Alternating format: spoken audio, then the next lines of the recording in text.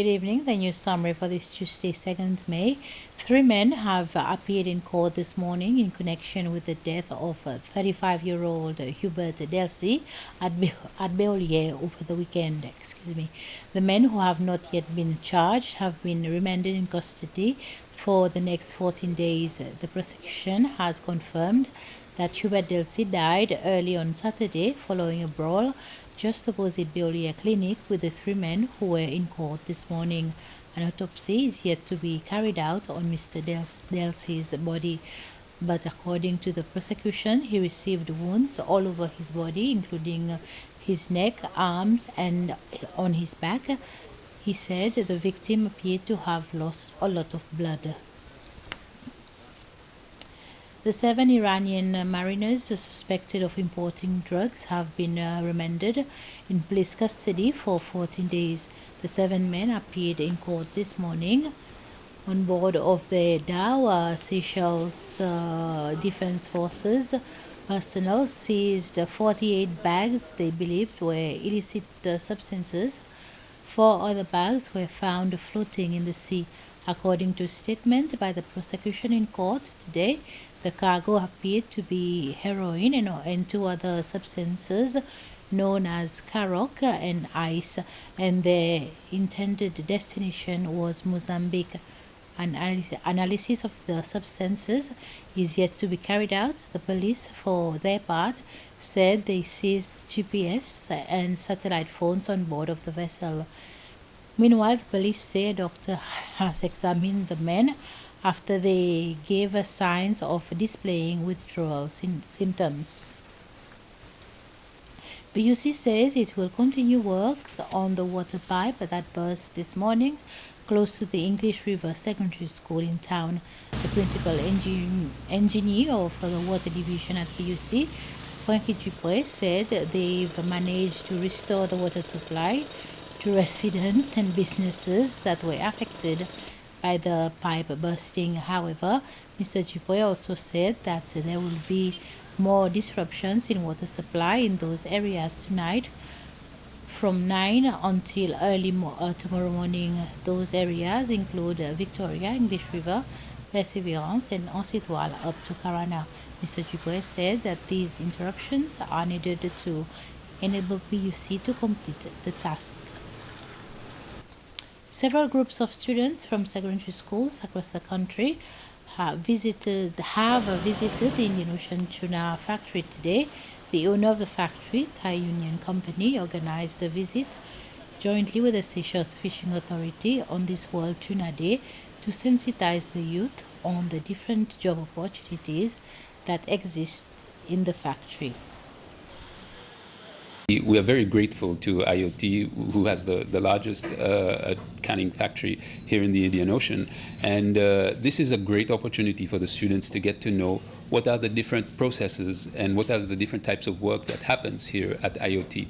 So with this opportunity, the students got to see what happens when the fish is collected from the boats, how the fish are cut, how the fish are cleaned, the different quality assurance processes that goes on to ensure that whatever product that the IIT is putting out and exporting also to the people, that it is something that reaches the highest standards and is of appropriate quality. We also appreciate the fact that in the visit, the students got to ask different questions at the different intervals where they were very interested to learn about the different types of work that was being done. And they got to see for themselves what exactly it is, how the environment is, how big the place is, the different types of work that is done, those who are cleaning the fish, how exactly that happens, those who are ensuring that there are no gaps in the cans, and also for those that work in the labs, they got to see how the different processes in terms of testing happens to ensure that the quality of the fish is appropriate. The Department of Environment and a regional conservation organization have signed an agreement to protect giant tortoises in the country. The agreement with the regional body, the Indian Ocean Tortoise Alliance, IOTA will initially involve conducting a survey to find out the exact number of tortoises in Aldabra and elsewhere in Seychelles. The two parties are also expected to provide assistance to one another, particularly in research and preservation. Indian Ocean Tortoise Alliance is a regional NGO, so we are based in Seychelles and primarily focused on Aldabra giant tortoises. We work from the research perspective to understand their ecology and what they do in the wild, but we're also here to help repopulate the islands of the inner islands and possibly outer islands as well with tortoises to bolster those populations should anything happen to the population on Aldabra. We estimate it would probably take about a year to count everything on the inner islands, and then we'll compile all the data from outer islands, Aldabra, to get an estimate of how many there are in the country as a total, and then we will then assess their red list status. At the moment they are considered vulnerable, and we would like to understand if that's still the case. So we only really know the population from a couple of islands that have been monitored carefully over the last couple of years, well, last decades. Aldabra, for starters, we know went from a very low population in the late 1800s to what is now around 100,000. And then we have Frigate Island that has the second largest population in the Seychelles and the largest population of rewilded giant tortoise in the world, with about 2,500 to 3,000 tortoises. And then from there's other islands that have a couple of hundred here or there. But we would like to see similar sort of numbers on these other islands. The residents of La Retraite Elderly Home have received different household products from AMSA Seychelles. The Director General for the Elderly and the Disabled in the Department of Family Affairs, Rosa Mouret, accepted the donation on behalf of the home's residents. The products that were donated are basic home necessities like oil, rice, soap, umbrellas, toothpaste, and others.